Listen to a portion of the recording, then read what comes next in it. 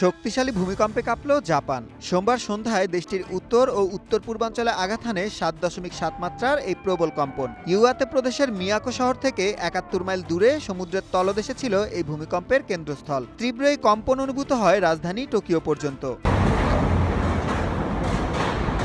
ভূমিকম্পের পরপরই প্রশান্ত মহাসাগরীয় উপকূলে ১০ ফুট উচ্চতার সুনামি সতর্কতা জারি করে কর্তৃপক্ষ।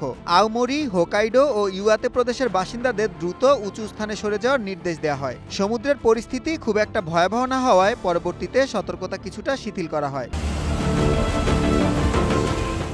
কম্পনের জেরে তাৎক্ষণিকভাবে টোকিও ও আওমেরি রুটের সব বুলেট ট্রেন চলাচল বন্ধ করে দেওয়া হয়। প্রধানমন্ত্রী সানায়ে তাকাইচি আতঙ্কিত না হয়ে উপকূলীয় এলাকার মানুষকে সর্বোচ্চ সতর্ক থাকার নির্দেশ দেন।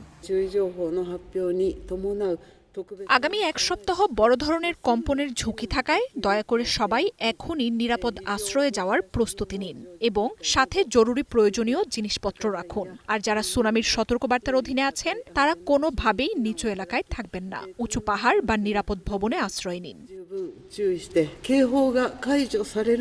ভূমিকম্পের পরপরই আওমেরি ও মিয়াগি প্রদেশের পারমাণবিক বিদ্যুৎ কেন্দ্রগুলো নিয়ে উদ্বেগ তৈরি হয়। তবে কর্তৃপক্ষ জানিয়েছে কেন্দ্রগুলোতে কোনো ক্ষয়ক্ষতি বা অস্বাভাবিকতা ধরা পড়েনি।